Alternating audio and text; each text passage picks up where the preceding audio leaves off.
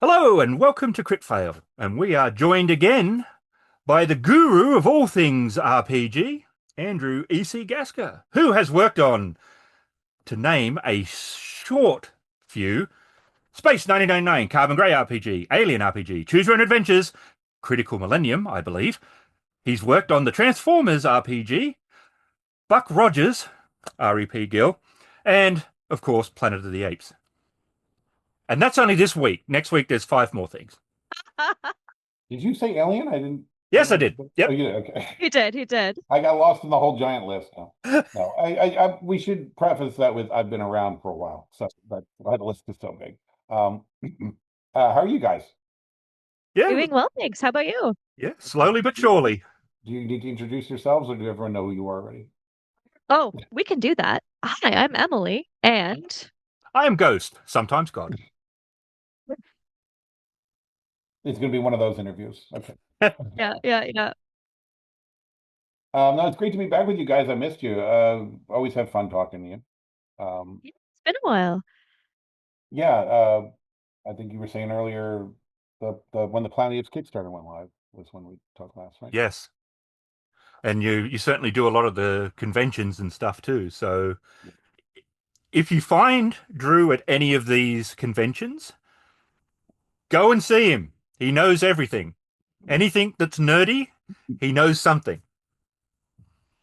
Um, well, I mean, we'll get into that, I guess. But in regards to conventions, this next year I'm going to be doing starting in February. I'm doing one every month. Um, Wow. Wow. Yeah. so I'm going to be in a lot of places, and I'll be updating that on my blog, my Rogue Reviewer, WordPress.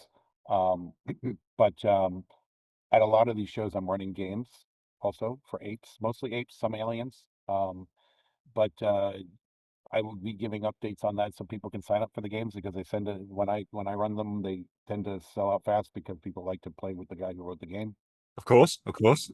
So um, we had to add at PAX Unplugged, we had to add an extra game because the people were complaining they couldn't get in. So Oh, that was really nice to have happen that they mm. wanted that so much. Um, but yeah, no, loving the conventions, loving fan interaction. I've always enjoyed doing that because I always had a problem with authors who like get aloof about this Mm. stuff. Mm. And I do this for a living because I was too stubborn to get a real job. Um, and no, I mean I've had real jobs, but not for a Yeah. while. The I just stuck to it when everyone else is like, "This is not going anywhere. I need to go and do something for me." Mm. I just wouldn't take no for an answer, and then finally got here. So Uh, I really love it when people are asking me questions. I get a lot of smart questions about things also, um, and I like interacting. So For that's sure. good. What's the best question can you think of you've had at a convention? Well, okay, so what I mean by I get a lot of good questions, it's like people who are clearly reading the material. For example, in Alien, there was something about a cult that I had written up in the core book, and there was a discrepancy in one of the other books, and so it was like the fact that they're in the minutia of that and are really excited when I come up with a on the spot reason to make it make sense. A lot of stuff like that. Also, we've had fans who were part of the for Planet Apes the Facebook group. There's a couple of Okay. fans who actually want to, in their real life were proofreaders, and Mm. so we brought them on to proofread the Apes books, and they found some smart things that we had missed because we were too close to the material. Mm. For 2 years, my co-writer and I have been doing nothing but Planet of the Apes. And so when we had the first editions ready to go, we sent them to the proofreaders, and there was a couple of rules that was like, wow, there's such an easier way to say that people will get right away. And in one case, for some reason, probably because there was not enough room, this spread had all this stuff about healing, but the thing about natural healing was like 5 pages away when it could have just been on the page with the rest of the healing. And it's like you don't even realize that, oh, why did we do that? So it it's a great it's a great community. Actually, I did want to say something about this anyway in regards to community with this. I come from comics originally, right? I was really good. I, I was I was really good artist in high school. Okay. And I was, the best of my high school. So the best wind up all going to art college where everybody was the best.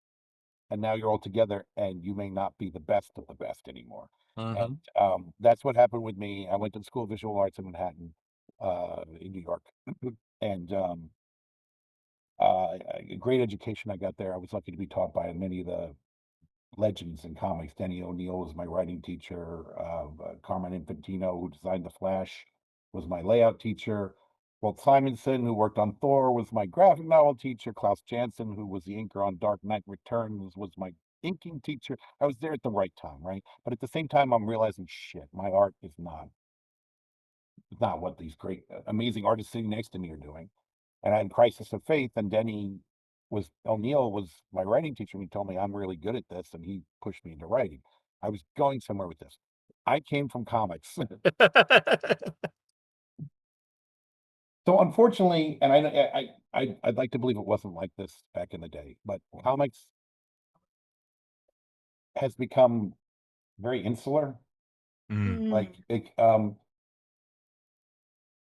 doesn't have the community that gaming does. And I've thought about this, right? And like, why? Okay, why is it that when I go into RPG gaming, the fan interactions are completely different?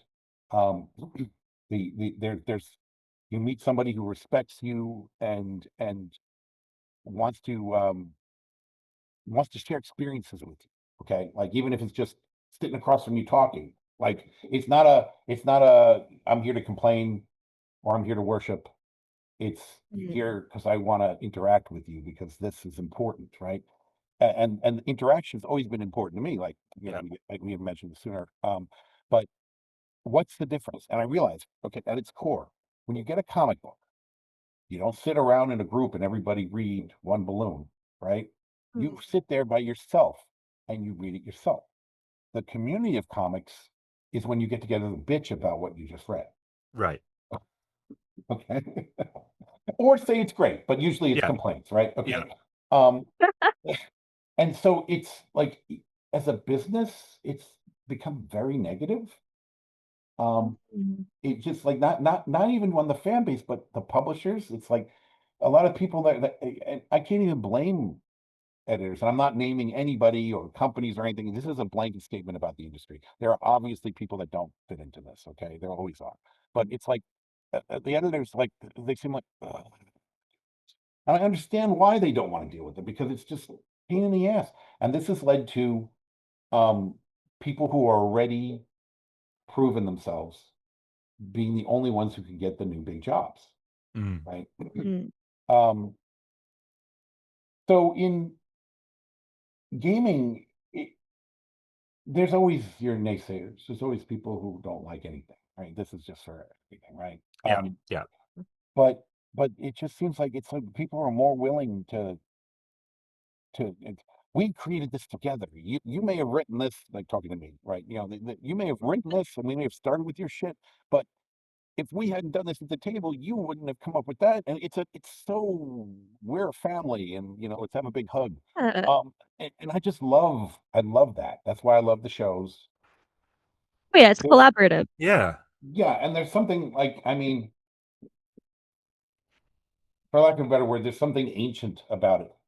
People sitting around a fire, we're going to tell a story together. It's and while that would be great, also just on its own, the dice can lead to so many crazy things happening, and Yes. it's so awesome. Oh my God, I've had so much fun playing the Planet of the Apes game at conventions because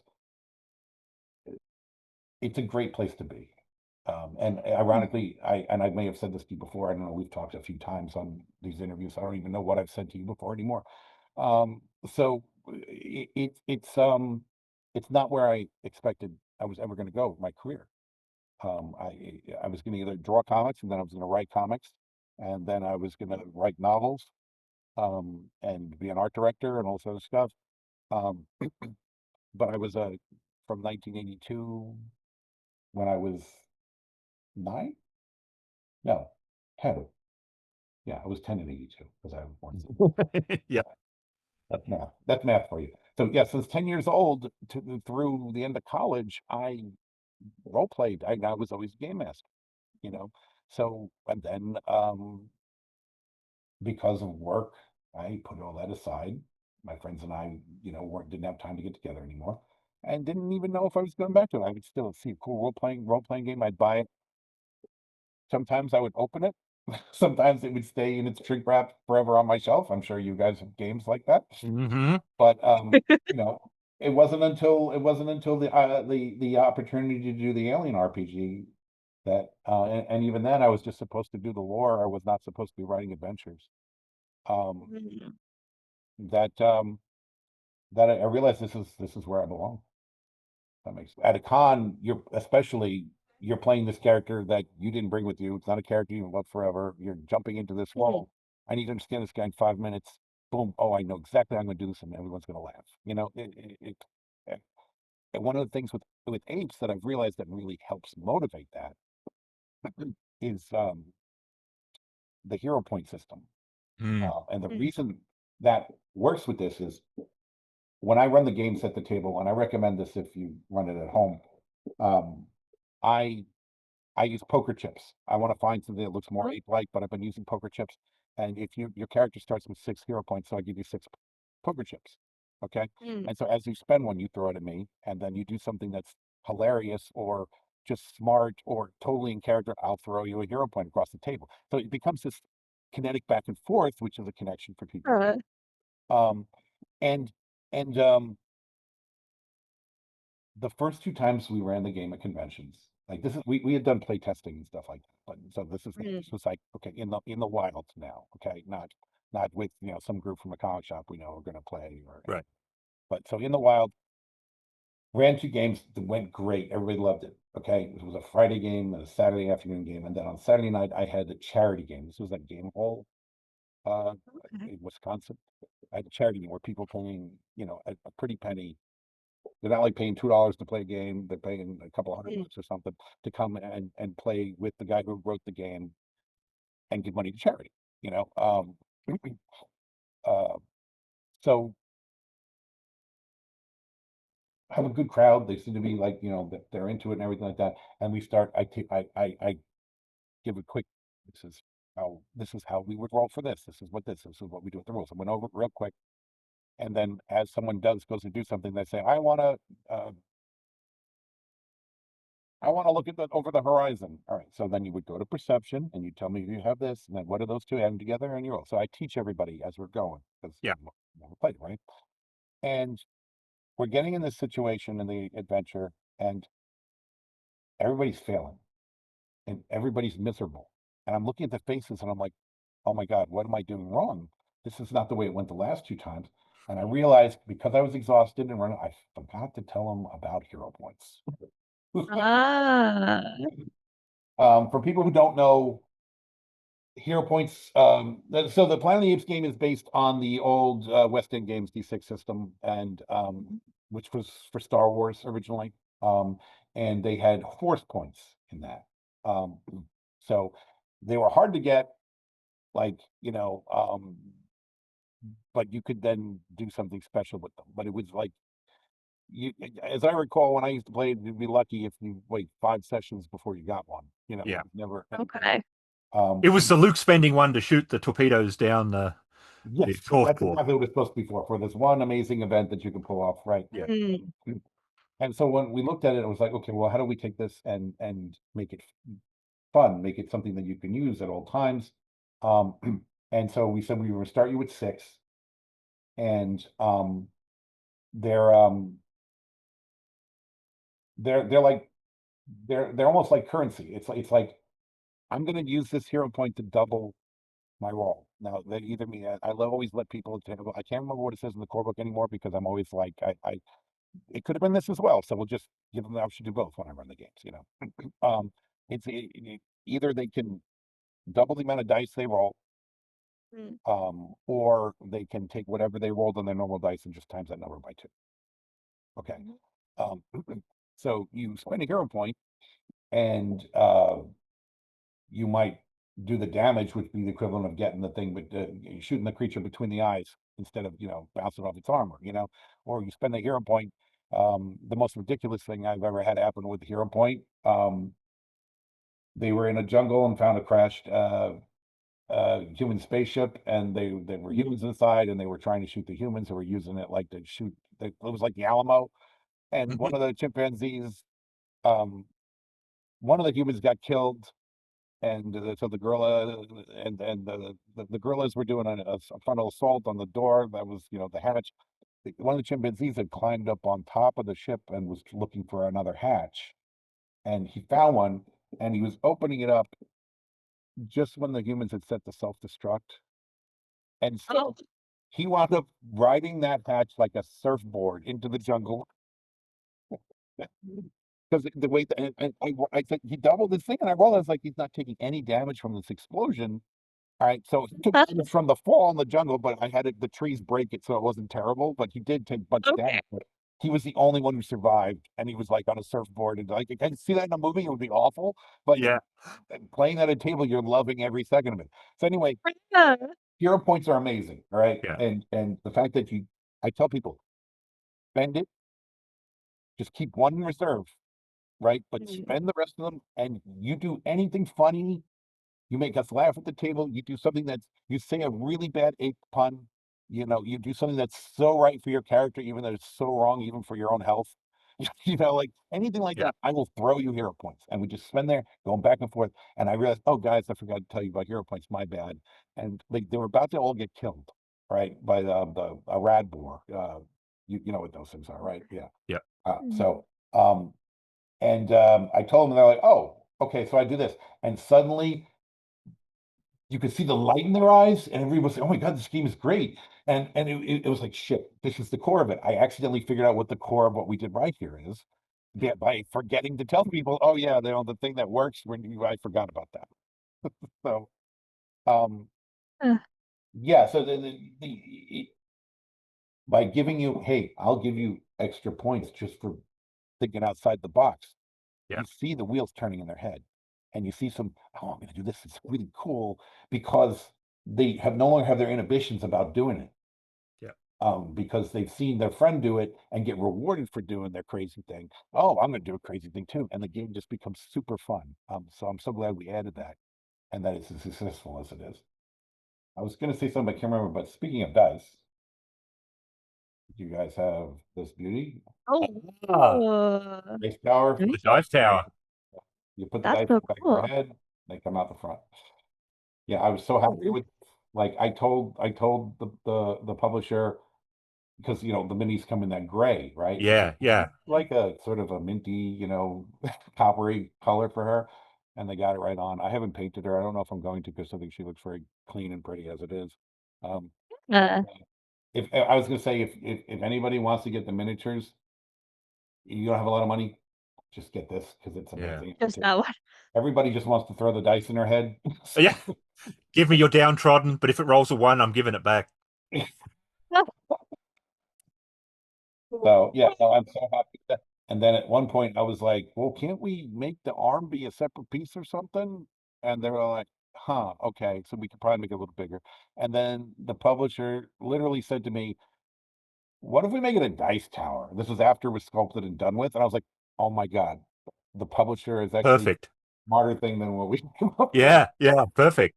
So like, he was all into it. So like he had no problem paying the sculptor to go and, because you have to engineer it a certain way in here. Yeah. Otherwise, Yeah. right out. So he had no problem paying the sculptor to go do another pass on the interior, stuff like that. And in the process, this came a little bigger until it's the size it is now, which I was just super happy with. And yeah, when she ships, on her. Okay. Plugs right in. Attach the arm. Yeah, and so if you're taking it to a convention, you don't have to take her with the arm. You can just pop it on when you get there too. I'm just so happy with this thing. I'm sorry. Yeah. Looks nice. Cool. Yeah. And the miniatures, because of the contract, the deal we had with 20th Century Studios, The miniatures are not going to retail. Yeah. Okay. Miniatures, anything that's not a book or a box set is, well, I mean, I guess there's a miniature box set. So the Red Zone box set and all the books are going to retail. The miniatures are only allowed to be sold either through the crowdfunding campaign, the uh, online direct from the Magnetics store, or at convention appearances. So, Okay. and we were only allowed to make a certain number. So we're running out. So if you go to a convention and you see them, I've told people, it's like, listen, I'm proudest of the books, but if you only have a little bit of money now, you're not going to be able to get these minis later. So get them Right. first. You know, Right. Grab them while you can. yeah. Um, Did you learn anything new working on Planet of the Apes, the RPG, now that you've done several RPG projects? Is there anything that you learned that you didn't know before? well, so even if, like, okay, I really like the Year Zero engine, right? Yeah. And because of the open license about that, I could see myself doing other games with the Year Zero engine in the future, right? But what I would never make the mistake of doing is not making each one of those feel unique, despite the fact that it uses the Year Zero engine. You know, Right. everybody talks about stress and agendas from Alien. They don't talk about the rest of the system because the system is solid, but those are the defining moments, right? Yeah. Yeah. Yeah. So every game has to have, as far as I'm concerned. Mm. Back in the day, I was like, yay, D20 everything. So everything uses the same rules, and now we can use anything we want. But then, well, you need something. You need something that you can plug in Mm. that's specifically for this. And I thought about this too. If if I was to create a system that had a generic, not a generic, but a base core rule, right? And then something specific for each of the franchises. After doing this for 10 years, I might I don't know what this is not a plan, but this is something that I thought about. This would be cool to do this, right? You make a core rule book that's just for the rule system that has all those other things from the other things in it. So, Mm. and it becomes all these plug-in things, none of them contradict each other. Each one was specific to a certain game. But now, if I want to create my own universe with this, I have, oh, I could use the stress, or I could use this, or I could use that. So it's like they're plugins, they're optional plugins. The same way if you're playing a video game and then download the plugin and now your character is wearing a different costume, Right. or has a bigger sword or whatever, it will like that. I'm constantly learning from this stuff. The like rules wise, when I was writing the colonial, so okay, on the core book for Alien, I didn't write any of the rules. Okay, I didn't know the rules. They were being developed at the same time I was writing the lore and the adventures, right?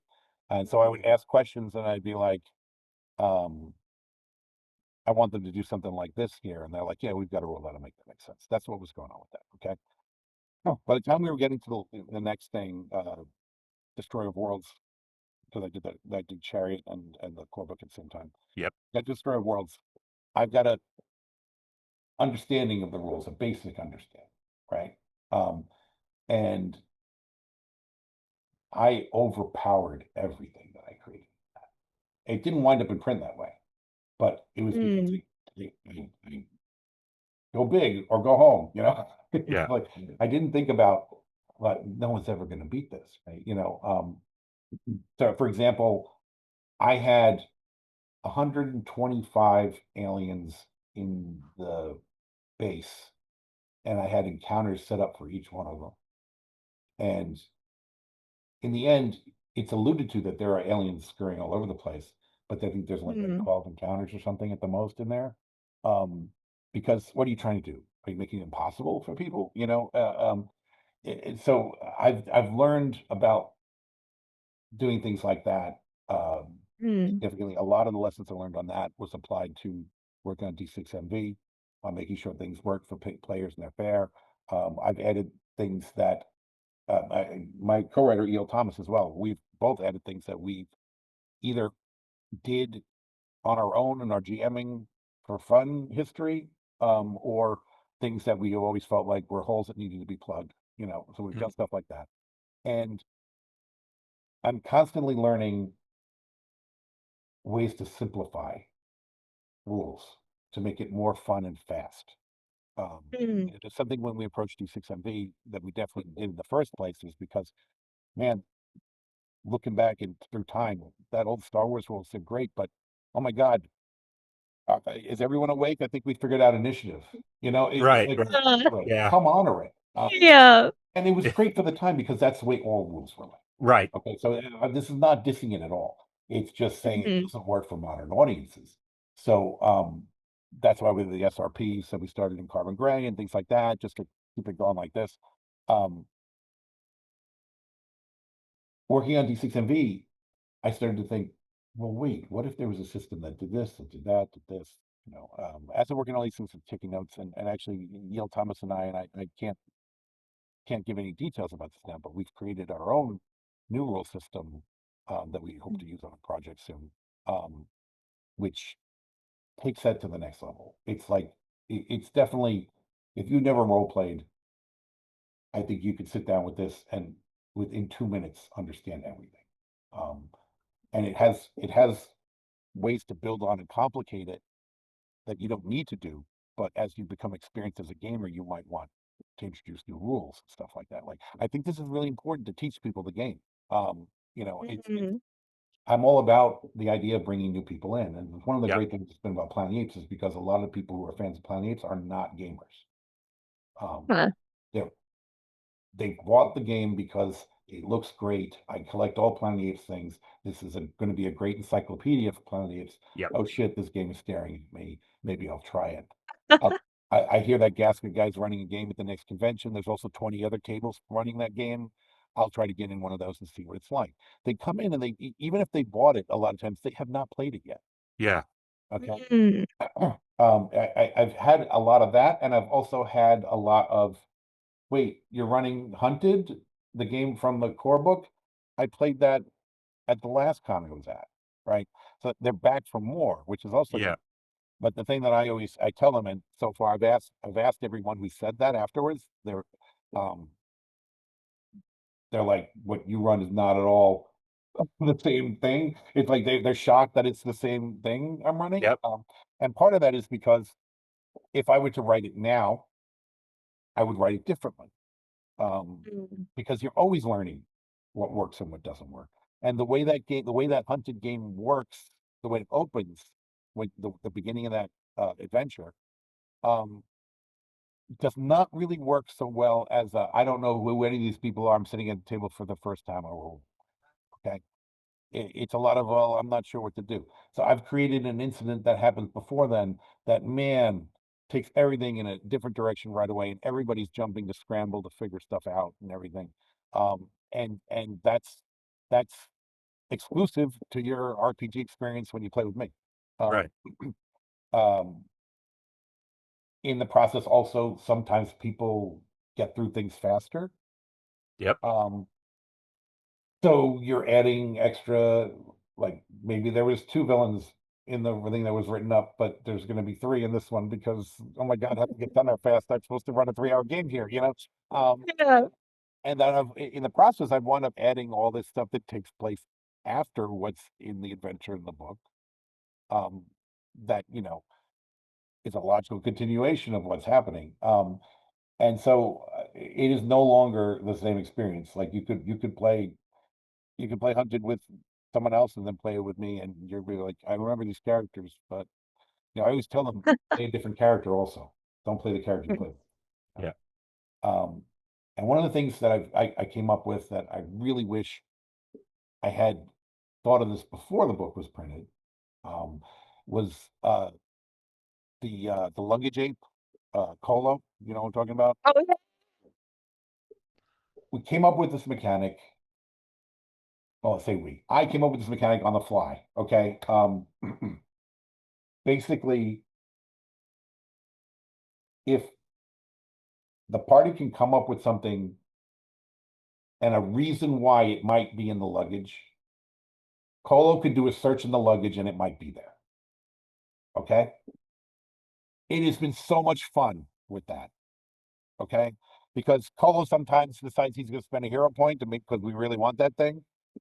Yeah. And when like he got a hero, he got the thing, but got a disadvantage, and so Oh. you go to pull it out, but you hear porcelain break in there at the same time. It's like, oh, you've broken the prefix China. You know, it's like, so it's been great. I've had Colo use the luggage as a shield, like shove it in a Radbore's face while they're trying. You know, one dude played Colo and he's like, I searched for the luggage. I'm like, okay, what are you looking for? He's like, I want an umbrella. I'm like, okay, I guess there's an umbrella. Okay. I take the umbrella and I open it up and I hold it over the prefix so the sun's not on him. It's like, that makes sense for the way that character is. He's trying Yep. to initiate himself to everyone. What a Yeah. idea you just came up with, man. You know, so I threw a hero point at him, you know. Yeah, I remember that character being pretty funny when we played. Wasn't my character, but it was really good. The funny thing about Colo is that he's the character was like, shit, we should have 6 characters. All right, well, they'll carry some luggage.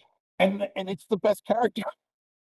No, Is that I think Kelly? it was a standout. Yeah, that was Kelly's character when we played, and it was the interplay between Kelly and Adam's characters. I think was the kind of standout thing we had going on.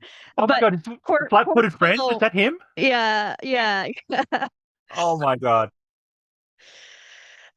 In our game, it kept being referred to as my flat-footed friend by not me. Wanted to be in the army, but couldn't do it because you were flat-footed. Although Adam loved the fact, I think that was my favorite blooper, was when he was looking through the things and saw she'd kept the letter of rejection. Yeah, we had our pulling out and like reading over this rejection letter as like it was a very begrudging why am I here, why am I with these people, what am I doing, but it was My pretty great. flat-footed friend, it is good you found some use. Oh my God. Yeah, I- and also one last thing, I'm sorry about that. no, no. Don't forget what you were going to say. Again, like writing these characters, it's in a vacuum, right? Mm, You don't know if you've succeeded until you see people playing them. And no matter which direction they take the character in, I've yet to see one be boring. yeah. Yeah. We had this. All right. Tell me what you were going to say first, because I might get into a long story here. Okay. No, just it's the I think that the where RPGs have become in a way, they've moved from that that sort of to dungeon crawl to I think I stole it from you. I think you said that the Alien books, the adventures that you did, are the movies you wish you could have made if you were in a position to make them. And I've sort of tried to tell the players the flip of that, that the way to approach the game isn't to look at it like a competition. I'm not competing against Yeah. you. I'm not, the Xeno's in there. It's really important, but think of this as the movie you are getting to watch if you got to be involved in one yourself. Sure. And one of the things that I've done when running these games, and I think I used to actually, and I'm remembering now, I think I used to do this back in college also, is that I've never liked you can't do that. Hmm. Okay. I'm saying, all right, so we're going to say that in order to do that, you have to do this, this, this, and this. And if they make the rolls that make it worth it, they got it done. Especially when it's something like you want to do that stupid thing. I really don't think you can, but if you make this roll, we'll allow it, you know? Um, um, and sometimes I'll make it, see if it's really like not likely, I'll do the math real quick in my head. And it's like, even if they use a hero point, they're not going to make this. But then they wind up rolling the goddamn wild die. Right. Yeah. And they make it. Yeah. And that's fine. That's fine, because the chances are slim, and man, it's so slim that you were going to roll what you just did. So, you know, um, but the thing I was going to say before is had 2 cancellations on this year's charity game. So these 2 and I had last minute fill-ins, right? And it was a father and his 10-year-old son. Okay. And the the son wound up playing the constable. Okay. Okay. Um, and to this, I've never seen the constable played this way, but when I read, he wanted to do some shit, which I will mention in a second. That I was like, oh my God. So then I said, can I see your character sheet again? And I read it and I was like, oh my God. if you read it this way, that works. So it was to be the Uh-huh. character, right? Yep. He was so brutal. He murdered a human so that others wouldn't hear him talk. Like, because he got to the thing first and the human spoke to him and he just shot him in the face. Like, and then when the others got there, he said he was going to bite me. It was like, it was just like, oh my God, this kid is like the Terminator. And his Yep. father was laughing and like, oh my God, oh my God. Like he was Yep. embarrassed. And the kid wasn't like, you talk to the kid and this was the character. This was Yeah. not him. Mm. You know what I'm saying? Yeah. He read the sheet and got this out of the character, so he's going to play the character this way. And he was so brutal. But that constable carries around little like pocket Bibles of the sacred scrolls, and she's constantly reading them. It says in the thing because she's going to do what's right by the law, the ultimate law. This is what the character is. It's like, whoa, if you take that to the extreme, then okay, humans are the devil, and woo. Um, Yeah. so yeah, it was a 10-year-old kid. I was just like stunned. All of us were just staring at him at one point. Um, Uh, and it's just great that a kid can do this and get into it just as much. I mean, I hope that they're not all that all 10-year-olds are not as brutal as he was. But like I said, he understood enough to become the character for the game. Um, and I asked his dad about it later. I was like, should we be worried? And he was like, no, he's no, really it's good at fine. It's fine. he's really good at this. If we had given him a happy-go-lucky character, we would have seen his character skipping through the field, something like that. So I was like, okay, good. But I think that's one thing I really appreciate about how you approach projects, because I have a feeling, looking at books over the years, depending, and it's like there's been some great ones, but there's also been ones that have been written where I felt the company got the IP because they thought there was some money in it. Obviously, that's fine, Most of the time, but right? that's all it is. Most of the time, unfortunately, but But and I mean, they've got to make money, so it's that in and of itself is not a detriment. But if they've approached it only in that way, you can Mm. end up with a book that doesn't feel great. And in the case of Planet of the Apes, my example would have been the only things you could have played was humans. It would have gone, oh, the movie's really about Charlton Heston. So you can either play Yeah. that or the more primitive humans. That's it. That's what the game is. And it's about the bad guys are the apes. But then you do it, and it's like if something doesn't talk, but is intelligent, is in the movies or the comics, it's in the book, and you can Mhm. play it. Mhm. So you can play the apes, and you can play the humans, and you guys work out how they get teamed up or not teamed. Mhm. And but those options are there. The ideas of completely different campaigns from table to table in a way that you Mm. wouldn't get in certain other ones. Yeah, no, thank you. It's something it's definitely something that's important to me because everybody pigeonholes these properties, right? Exactly like what you just said. Another thing would be if you just only play the apes and not the humans, Mm. but there was all this talk on N-World beforehand, before the game came out, about how, oh, the game's going to be racist because all the gorillas do this and I was like, I had already thought about that, right? And I don't know if we talked about this on the last one or not, but in the film, um, Zira is in a position as in the original film as chief veterinarian. That position is normally held by an orangutan. Hmm. And Yeah. they say the quota system's been abolished. You've made it. Why can't I? Is what the other Yeah, chimpanzee, right? yeah, Okay. Boom. What we are seeing is the quota system in that film that people, even though it's been abolished, people are like, well, my dad was a sanitation ape, so I'm a gorilla. I'll be a sanitation ape. Like nobody's letting go of it in a lot yeah. of places. Yeah. Okay? So we hooked into that. And it's like your players, you'll see a lot of gorillas who are soldiers, right? But you don't have to do that because you're No. one of the brave Yeah. people who are stepping out of the roles of the past.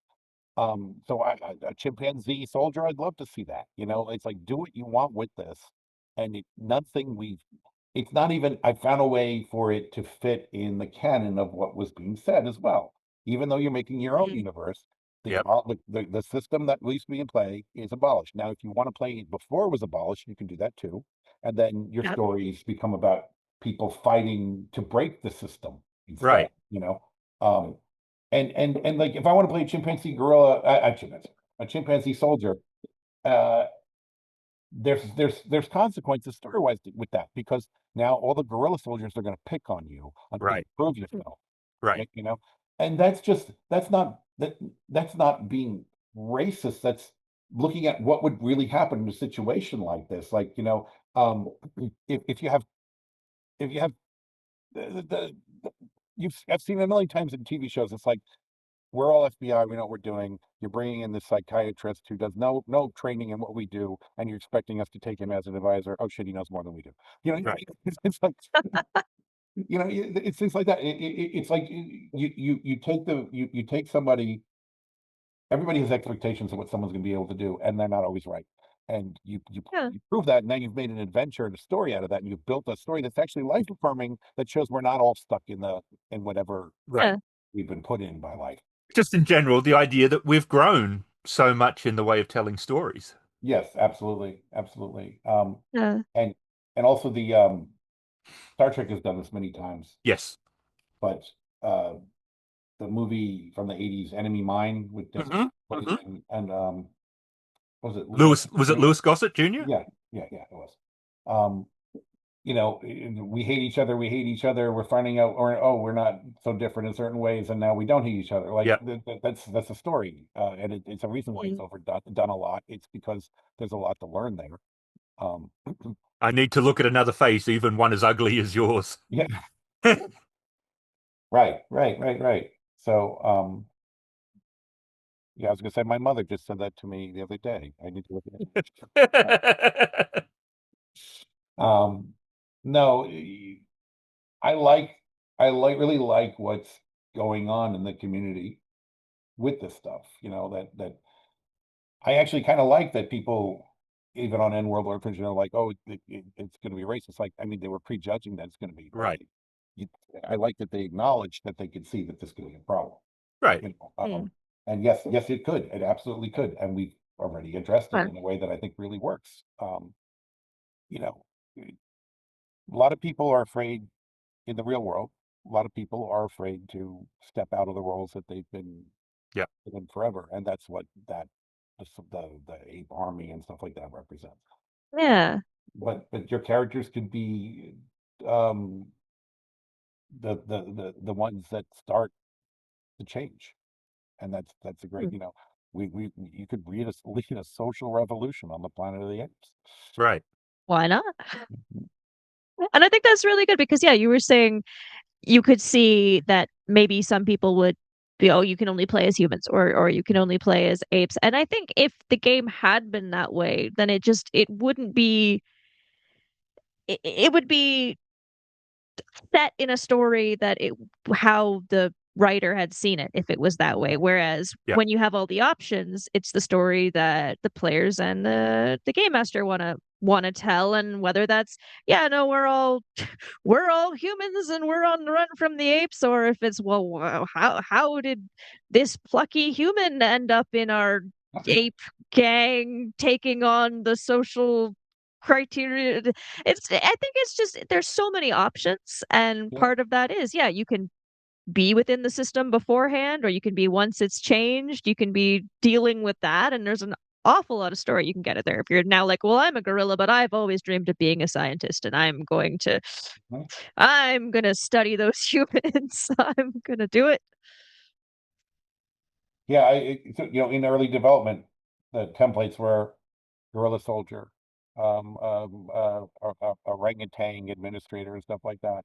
And then he's like, no, but I went and changed all those names to ape administrator, ape this, ape that, Yeah. for Yeah. that reason. So the game is set in the classic era. Yes, it's set in the classic period of the first two movies.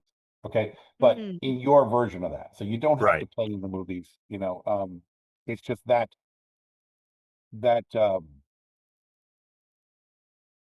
setting, that political situation, that Yeah. um, and because of it, there's like a 20-year period if you even wanted to make it in the films. Like Mhm. Taylor shows up at the end of that before Yeah. they blow up the world. So there's like a 20-year period you could play in that was before that. Okay. You know, And if you wanted to use characters like Dr. Zaius, it's like, why does Dr. Zaius hate humans so much already when he meets Taylor?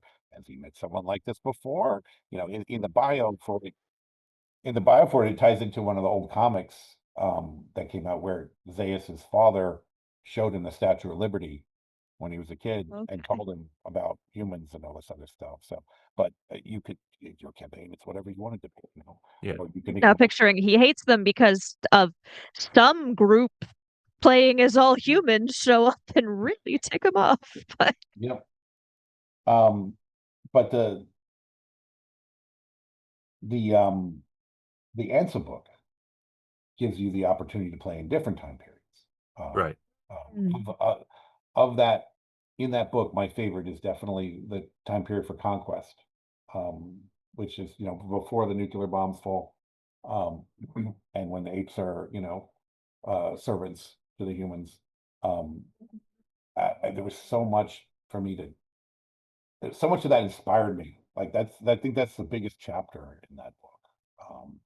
Because it's just, it's like playing a different game almost, because it's Right. like a totally different world setup, you know. mm, And the rule we established for the tribal humans in the regular time period is that if you're the only tribal human at the table, you cannot speak to the other players. You have to tell us what ah, you're trying to do by hand gestures or something, right? The cheat around that is we came up with the remarkable ability of gestural language. So if Mhm. you take that when you create your character, and one of the other players takes that, then you can communicate with the apes because it's being translated through that character with, mm, sign language pretty much. But generally speaking, I don't think you should play a tribal human character um, unless you have met experience role playing. You know, the gestural language thing gets you out of it's a get out of jail free card. But also there's that system where you eventually you learn to speak. We put in for the tribal. mm.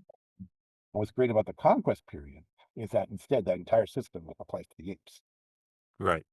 You know, so if you're not going to play a human character in this period, if you're going to play an ape, you cannot speak to the other humans at Same the table. there. You've got to, you know, and maybe your master or the human who freed you or any of the whatever it is taught you sign language. You know, so I mean, we teach apes sign language in the real world. Yeah. So if you have that, then that's your get out of jail free card. You know, so it makes a different dynamic. Um, but the thing I think I'm proudest of in the ANSA book is the chapter on the astronauts. And I got really far into it and thought this is never going to get approved. Okay, and I'll explain for the people at home why all this in a second. Um, and we loved it so much, we decided if this doesn't get approved, we're going to do a different game that's based just on all this stuff. Okay, and what it is you can have an entire campaign without an ape in it, Mm. set in the 1960s during a fictional version of the space race. You know, it's I had introduced a lot into the Death of the Planet of the Apes novel about what happened before Taylor went to the Planet of the Apes. You know, all the political situation that was on Earth at the time, um, the the American flags on the patches in that movie is missing a star. At first, everybody thought it was because Alaska, or I think Alaska was the last state, whatever it was, wasn't in yet when they made the patch. It's like, no, there was never one with with 49. There was 48 and then 50. Okay, because they didn't fix the flag until after they had Hawaii and Alaska. So why the hell is this freaking flag have one side? The real answer is the seamstress fucked it up and didn't leave enough room for one. And this has bothered me for years. And so I created in that novel the situation of Texas secedes from the Union, which was actually almost happened in the 60s if you look at history. Okay. Well, it does happen. And then, right. Because what part of me going to the flashbacks of that novel, I don't know if you've got to read the novel or not. No, no. Funny. I recommend anybody who wants to read that novel, get it on Kindle now because there are no more physical copies. And from Oh, what I understand, the rights have run out. So eventually they're going to stop selling the Kindle one. Okay, so you need to buy it as soon as possible. I don't see a dime for this. I literally don't. I got paid to write, and that was it. But if you want that novel, if you don't want to pay hundreds of dollars for it later on, I mean, or someone maybe want. I hope a publisher wants to reprint it because I would love, be involved in that. But if they don't, it's gonna be the only way to get it. And it's like $8 or something. So just go get it. If you play this game, go get it. You won't regret it. But the whole point of me doing the flashbacks to what happened before they left was to show. I mean, Taylor is a cynical son of a bitch in that movie. Yeah. Right. Yes. What made him this? What did he go through? Right. Right. And I have been involved in World War II as a pilot. He in the Korean War. He's involved. He's involved in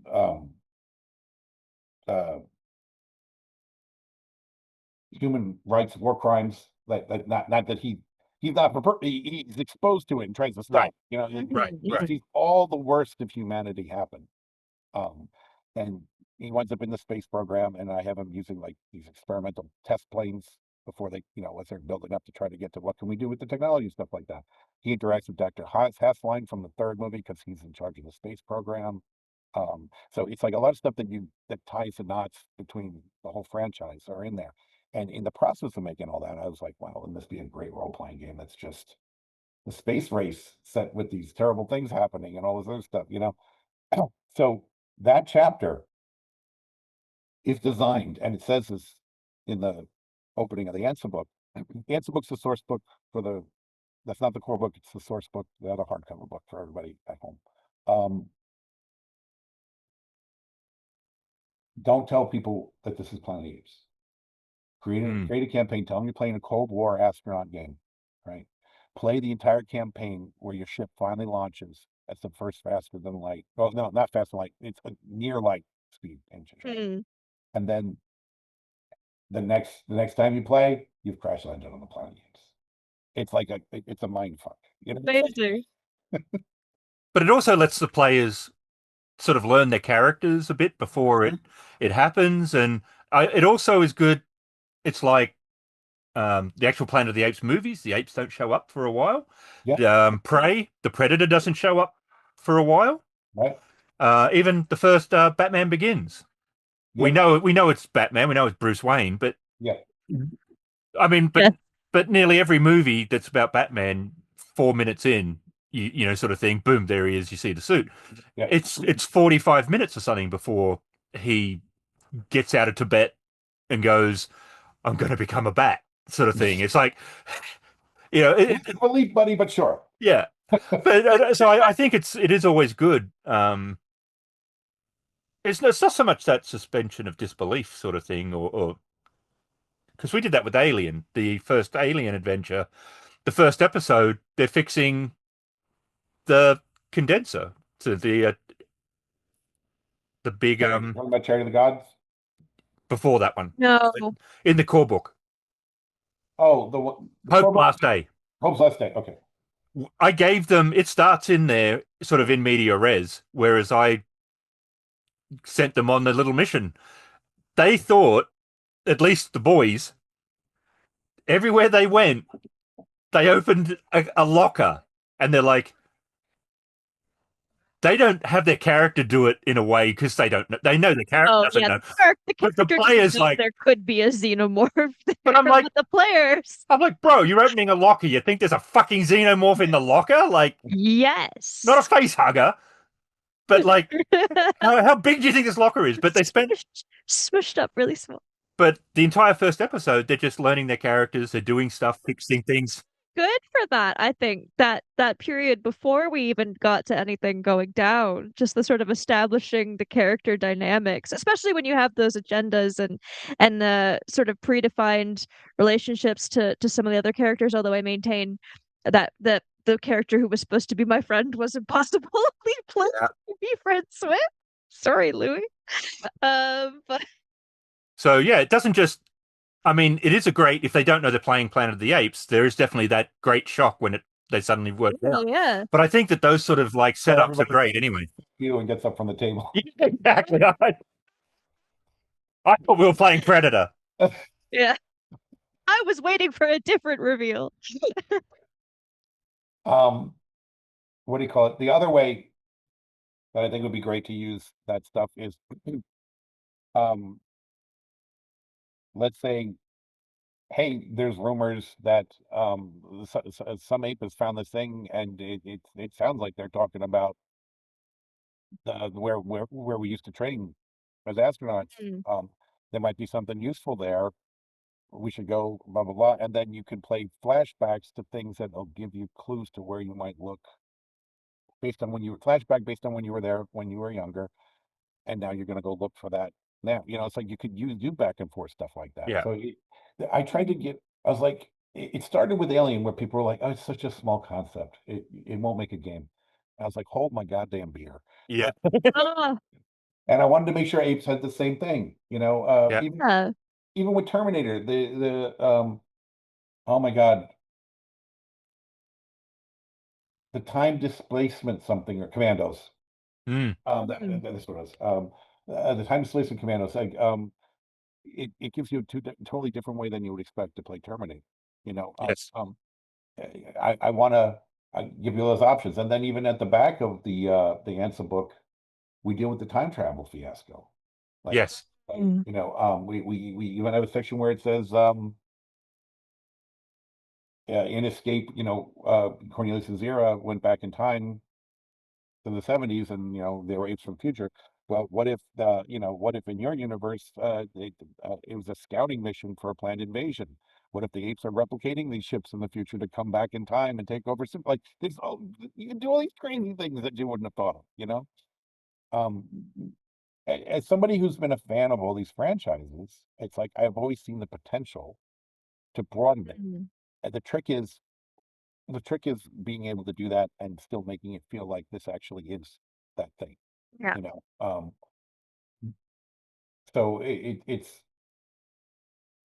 I really applaud, um maybe not 100% in execution, but in concept, what Disney has tried to do with Star Wars and Marvel. Like, Mm. why do what we can have, Andor, which I think is one of the most amazing, Yep.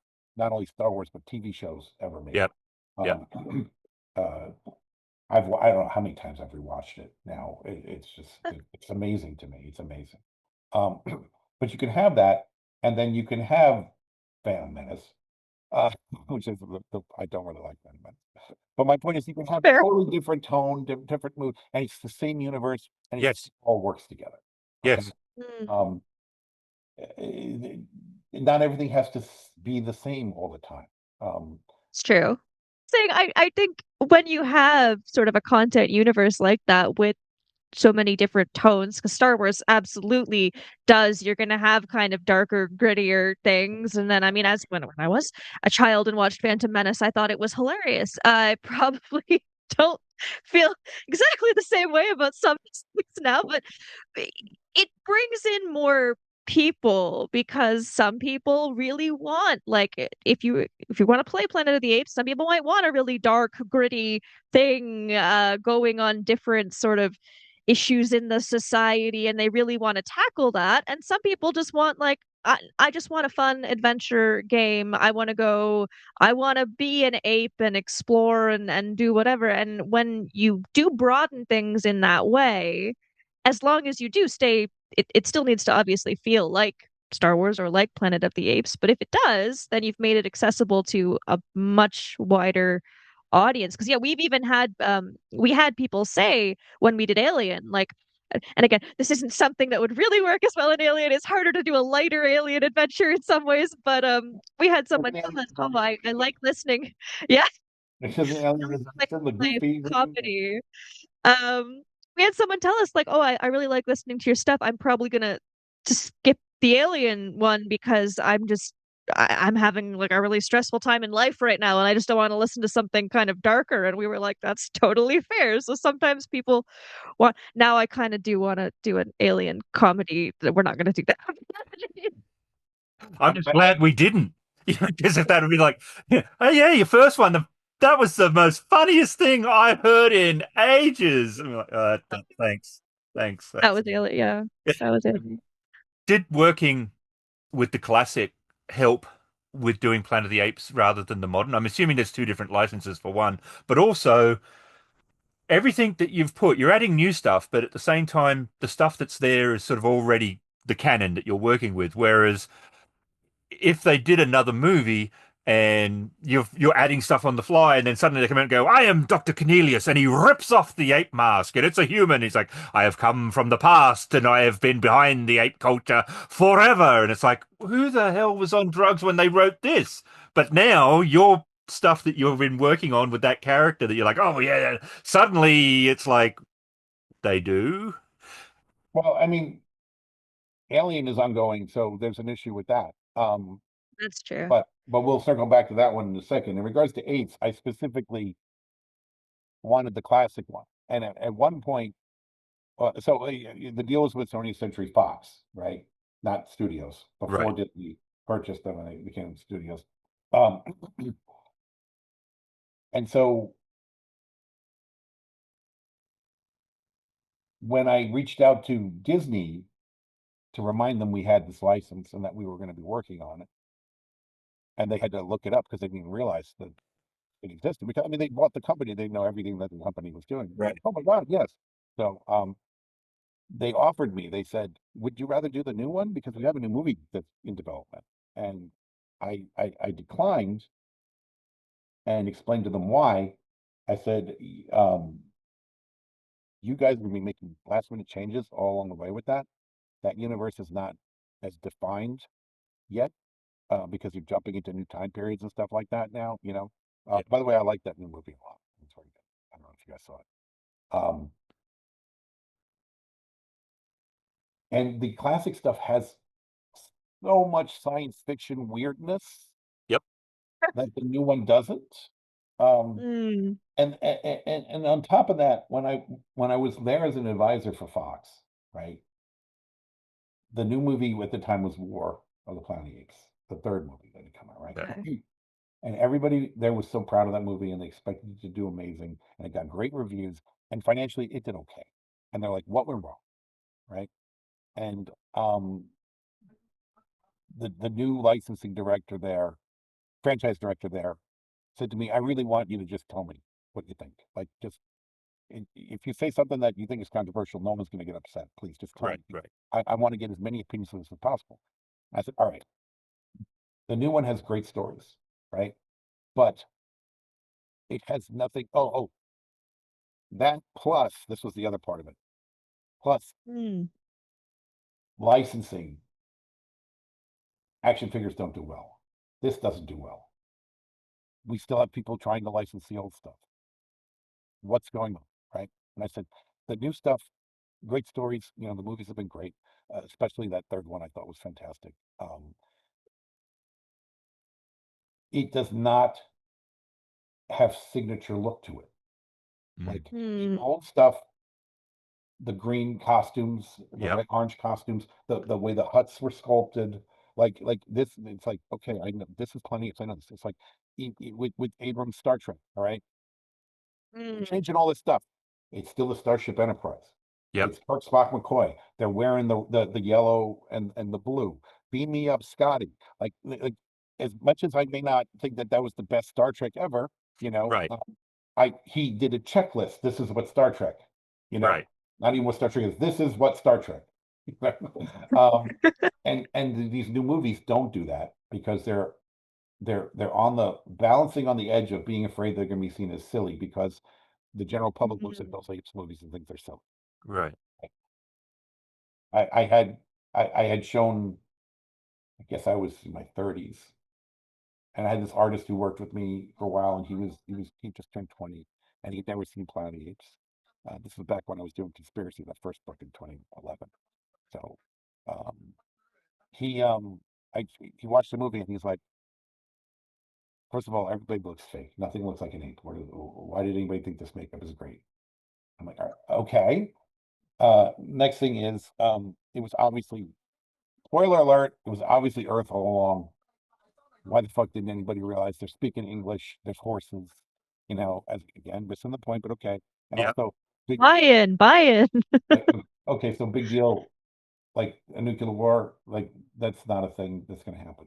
Okay, because we were in a time period in life where that stuff was the past, and these kids had grown up in a period where that wasn't a threat. Like when I had to do the under the desk, put your Yeah, head yeah, over duck and cover. in school. Yeah, we had to do that nonsense at school as a bomb shelter alarm.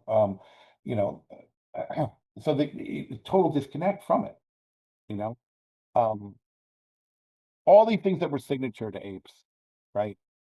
They had gotten away from them because they figured today's audiences will think that's silly. Mm. Okay. Um, now, obviously, the idea of nuclear war and all that stuff is a real threat again. What's old is new. Um, but the thing is that there's nothing to hook in because if you're buying if you're buying an action figure for Caesar, you're buying an action figure of an ape, and he's $20, but I can buy this generic ape that is on the shelf for $4. So I'll just call it Caesar. You know what I mean? I call it Caesar, call it a day. Yeah. Um, Even the but rifles were modified for the movie. yeah, well, they're regular what M1s, but they have Yeah. They gave them the the wooden yeah, stuff on. they gave it a different so it looks the ape manufactured, not just Yep. something found in a gun crate sort of thing. The design of that first movie is amazing. Like, and everything is because they couldn't afford to do something else. Like, Right. there was supposed to be a modern metropolis that the apes lived in. It wasn't supposed to be the culture that we saw. They couldn't afford to do that when they looked at what the buildings they would have to create that weren't in a real city. Right. And so they're like, well, we got this spray foam shit. What if we spray it on a frame? And that's what that is. It's literally what that is. Um, Spray foam insulation, you know? But I think that's the charm too of the old movies. When people say, "Oh, well, they had horses," it's like it's 78, right? Dudes, 1978. There is No, no C this movie, that's 68. Okay, yeah. Yeah, That's even yeah. younger, like it's like, dudes, this you give them some slack. They're not CGIing whatever they want. They're working with what they've got. And sometimes they do amazing stuff. In the first film, they did do amazing stuff. But yeah, it's like yeah, like Emily said, you got to buy in both to the game, but you got to buy into the movie too when you're watching it. The funny thing is that I was like 7 or 8 when my mom first showed me that movie, right? Um, my Saturday morning cartoons had finished, excuse me, that I was going to go out and play with my friends. And they said, "Up next, Fire of the Apes." And my mother's like, "No, call Raymond, and if he wants to come in and watch this with us, but you're watching this." I was like, "Okay." So I watched the movie and I was interested because they're astronauts, you know, but I kept wondering where are the apes, right? Yeah. Today I really appreciate how long it takes us to get there because it Yeah. totally sets the tone of like, oh my God, the chaos that happens next.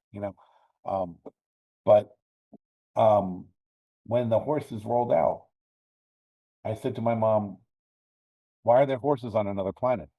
My mom has brought this up to me. She said, "I said that. Like, I Mhm. don't just remember it; she remembers it." And Yeah. she told me, "You can have animals that look the same develop on different planets." Yeah. Really? I said, because like I had seen Star Trek already. I was like, well, why doesn't it at least have a horn on its head like the dog? That little dog in Star Trek, the little dog alien. The You know what I'm dogs. talking about, right? Or no? The one with the horn? Yeah. And there's the ape with the horn also, right? There's the ape with the horn in Star Trek, the Mugato. Yeah. An alien, throw a horn on something. It's Yeah. it's great. Well, next generation signature thing is let's put something weird on the forehead or the nose. Yep. Yeah. We can It, afford that. We can Yeah. afford that. But Classic Trek did it first with a horn on the head. Um, which is funny. I don't know if you've total tangent, but Star Trek Five, I don't watch it that often because they're nowhere near the best movie. But Yeah. if you look, the horses in that have horns on their heads. Yes, they do. uh, So yeah, I think they're partially spray painted blue too. I think I noticed that in HD that there's some blue spray paint on them and stuff. I was like, oh, poor horse. Well, But that was the first movie.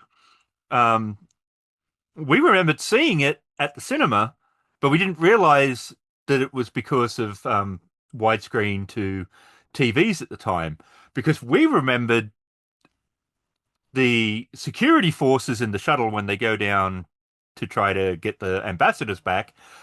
They're doing a shot where the main characters are talking, and you see the security forces next to them, and they got the phaser, and they cock it like a pistol. And then it came out. We saw it on TV, and it wasn't there. We didn't realize it's because they were on the sides of the watch. But I remember us sitting there going, "Oh my God, did he just cock his like?" Yes, he did. It's a new kind of phaser. Very high tech. It's Yeah. oh dear.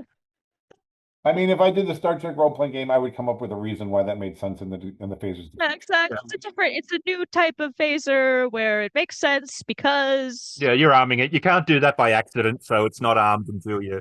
Yeah. But I was talking to someone who was working on another Apes project, and it was halfway done, and then there were changes to the script, and they had to dump half of what they had done, so a quarter of the work, and redo it. And I was like, I'm so glad that I wanted to do classic instead. ah So there's that, and then there's also the I want people to see the iconic imagery and understand, oh, this is Planet of the Apes. I want to hook into that thing that Abrams was able to find for Star Trek, if only Right. a better story. But so it that's why I went for. I know you asked us like an hour and a half ago. Sorry about that. That's why I went for the classic, the newer stuff. The core book is coming to retail. yeah. And if they order it from Magnetic Press Play, will they get it before retail? Yes. I mean, we're running out of time on that because Right. retail's like February 3rd or something like that. Right. Yes. But yes, yeah, order direct from Magnetic, or go to your local comic box, your your local game and hobby shop, and ask them to order it. You can also get it on Amazon, I think. Yep. It's on Amazon.ca pre-order. It'll be on Drive Through RPG. Yep. Just want PDFs. If you want any of the miniatures, it's got to be through either go to conventions, and Lurking Fears is a group that runs games at conventions for publishers. So it's like Magnetic will be like, I want 20 tables playing Planet of the Apes, and then Lurking Fears makes it happen. They sell the tickets, they and the GMs, they run. But Lurking Fears is great. I've become good friends with them. Um, they are doing the convention appearances with the books, so they will have the books at conventions. Okay. And I will be at many of those conventions signing them with them, and running games in their gaming section. Uh, great people that are innovative thinkers in the fact that they've made this into a business, this thing that used to be done haphazardly, where we need to find game masters, and they've got professional game masters when they have everybody's like they get evaluation things from the players afterwards, and they see when someone's working, when it's not, and it's just it's all around. So I've really taken to working with them. So I will be appearing at many shows with them throughout the next year. They have the minis too at the cons. Okay, so they have the books and the minis. Coming to retail stores is the core rule book. Yep. The ANSA hardcover book. Yep. And then that's what's happening now. And then I think in May or June, the Forbidden Zone box set comes out. Okay. I think that's being released later. And what's going to be in the box set? Do you know yet? Is it finalized? The box set. Well, I mean, people have the box set already. Oh, it's the one. It's going to be. It's the one that's on the Kickstarter page. Yes. It's got a campaign book in it, and an adventure. It's got maps and dice, and I call them cheat cards. The stats on them and everything like that, for for generic types of characters you would encounter. I found when I run games at the shows, having the weapons cards on the table Yep. really makes it easy for the player to just grab it and say, I use my rifle, blah, blah, blah, you know. Um, so that they're useful. It has a GM screen in it too, which is see no evil, hear no evil, speak no evil, apes Mhm. on the front, and then the tables on the back. Now we need to roll no evil. That's great. Where were you when I was writing the book? So all this stuff is about if you backed the Kickstarter or bought it on Backer Kit, all that stuff's been available already. It's just coming to the real world. Right. Something that was available for pre-order through the Kickstarter and everything, but has not reached the real world yet, is the solo play rule. Right. And interesting thing about this, right? Solo play is big. Okay. We did not have plans to do this originally. Okay. The publisher was like, hey, you know what? We need something that's going to bump it to the next tier on the Kickstarter. How about a solo play thing? I was like, whoa, whoa, whoa, whoa, whoa. We did not plan on that. It's not started yet. Yeah. Like, when are you planning on getting this to them? You know, and it's like, well, we will just make it clear in the thing that it ships late. It's like, okay. Now, I like solo play a lot when it's stuff like choose your own adventure or gamified choose your own adventure, right? Don't, and this is like what I said before about those role-playing games where you just tell people, like, I don't quite understand solo play the way a solo play role-playing game works, because it seems like, oh, it's an ape and he says this and he says that, and it's like, and I got to fill in the blanks too much that I'm not playing. I feel like I'm building, right? That's almost like a writing exercise more than role playing when I've read about it. But again, I haven't done it, so I'm not 100% sure. Right. So I wasn't 100% behind doing this project at first, because I was like, I don't quite get it. But my co-writer Eric Yil Thomas, he loves these things, and he was like, Okay. no, we can do this, we can do this, we can do this. And I was like, he's the rule guy. Yeah. Okay. And at first he wasn't selling me on it when he was turning in this stuff. At first I was like, still don't get it. Like, this is good. There's no question this is good, but I don't get why would I do this, right? and then I just started thinking about it, right? And I'm looking at it, and I realized, for me personally, the way my mind works, I would never solo play this. However, this is an amazing tool for a game master to create new adventures that they then use for the players. And that's what worked for me on it. Once I realized that this can be used as that, Right. I started suggesting things, and he's like, "Oh my God, yeah, we can do this and we can do that." And so he started off with his great foundation on something that I didn't understand, and then when I understood how I could use it in the way I understand, it got moved up into an elevator. And that's why I love working with Eric, because everything we do is that, like, it's like one of us starts out with a vision, and then it becomes more than ever would have been if the other one hadn't been done. Right. Right. So, yeah, I'm whatever I work on, I'm taking it with me. It's been a great experience. He knows what I don't know, and I know what he doesn't know also. So, you know, he can tell me the percentage off the top of his head. Oh, that's going to be that if we make the difficulty that high, then they have an 87% chance of failure. Like, what? Okay, sure. Well, I guess we're not. All right. That, you know, Yeah. it's like, Ah, you know, that's great. he's great on this stuff. And so I approached it like that, taking the stuff that he had done and showed how it could be used by a GM to do other things. And also I was looking at it at the end, towards the end of the process. By the way, this just went through approvals. By the time this video comes out, this announcement will already been on Kickstarter, because it's going up to Okay. that the 20th Century Studios has approved the final book. It's just got to go to print, which will happen sometime in the new year. So it's great that they had no changes, which was great. There's always something they find, Right. and 9 times out of 10, I understand exactly why when they find it. But they were like, no, this is great. So, but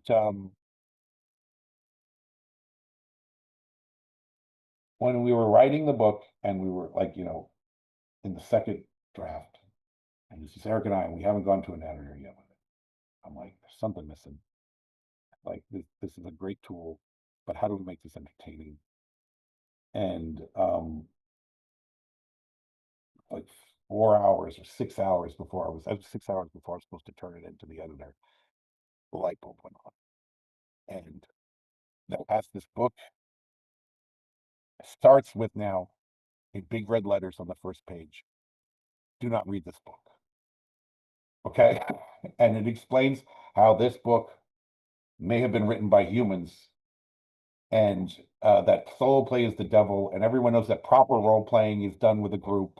And you now that unscrupulous ape during the last apedemic, unscrupulous ape publishers started releasing this forbidden material, and like I went on about this because solo became popular during the pandemic, and I Right. got into this ape guy who's pissed off that this exists because I was like not into it at first, right?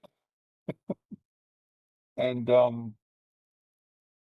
he talks about um uh other role-playing games, The Call of the Lawgiver and Advanced Ape and Ape. So it's like Yeah. so it's like and it's like this set the tone for the whole book. Like I wrote this forward by this ape character who's pissed off about it. And then um it says that if this is the human edition of this book, it's illegal, throw it out immediately. Uh, it's like it says everything that just makes you want to read the book. Right. You are forbidden. So Hopefully you didn't spend your well-earned griggins on this, and you found it without its cover in an alley somewhere. Burn it. And then there's 8 comments throughout the rest of the book, and you had them all in the last 6 hours before you get to the editor, and the editor got it, and it's like, oh my God, you need to expand him here and do this here, and it became twice to the book. And I'm so proud of the solo book of something that I thought good. even to do with. So. Right.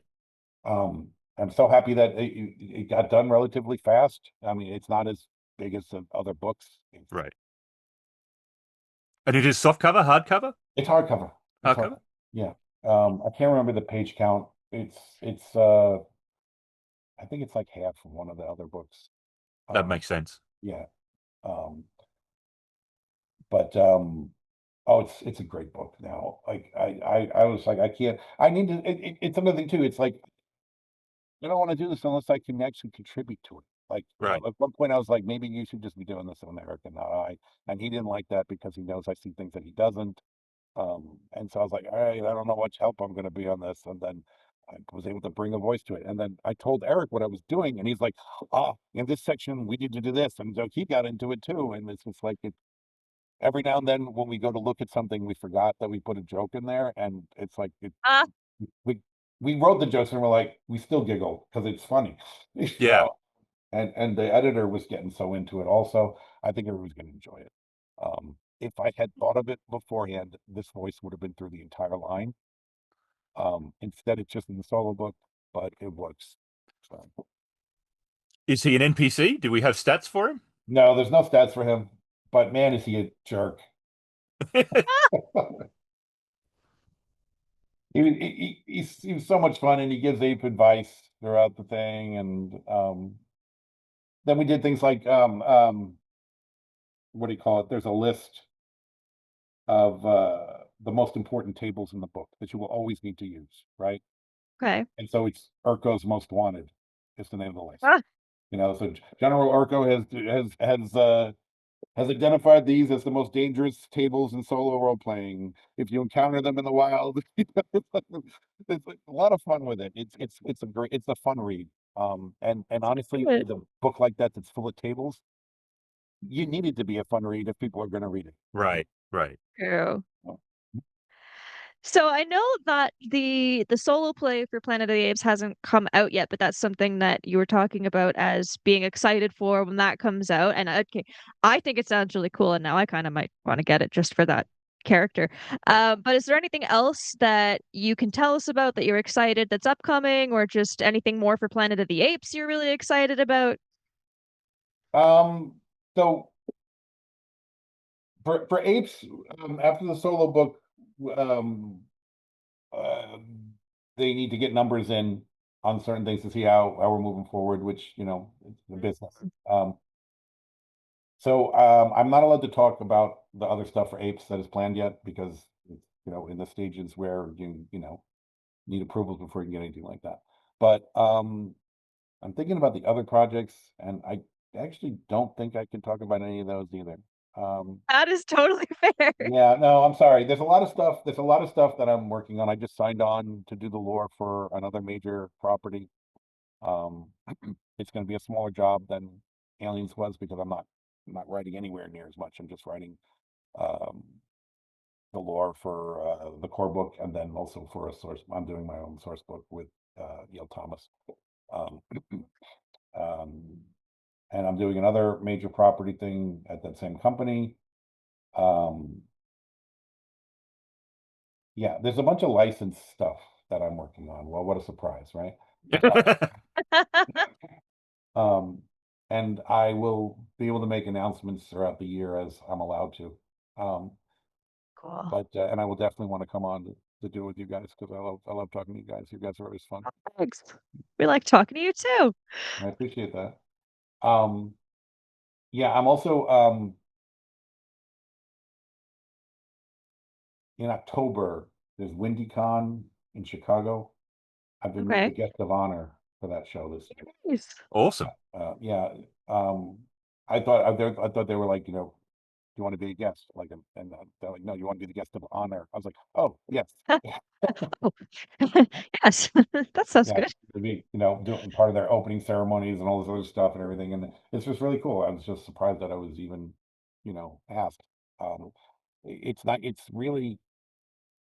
I was trying to do all this stuff for years, okay, and I had a lot of false starts. Even when I did Conspiracy, it came out, publisher didn't promote it, it sort of faded away. I still have people to this day. Wait, what is Conspiracy of Planet Apes? When did that come out? Like, good luck finding it. Uh, Yeah. Like, like $200 at least on when they pop up. Usually on Amazon, some sellers got one out of nowhere. Um, but there isn't even a Kindle version of that because back then, 20th Century Fox at the time uh, was paranoid about digital. Right. It's just it's going to go away, but they're going to steal our book, and you know, it's like everybody was like that at one point. But so Yeah. there's no Kindle for it either. But that's why I'm telling people grab the damn Kindle for Death of the Planet Apes before it goes away. mm. And I'd like to say, I'd literally like to say I get 10 cents every time you do that, but I don't get things dime, so that's not what my contract was for. So I just recommend if you want it, get it. Um, yeah. So yeah, I said I'm gonna be in a lot of conventions. I said about the guest of honor thing. But I'm looking forward to telling you guys about the lore project I'm working on now, and it'll have to be in a later episode, obviously. Oh, for sure. Totally fair. All right. Well, thanks so much again. And thanks everyone for watching, and have a great rest of your day. Bye. Bye.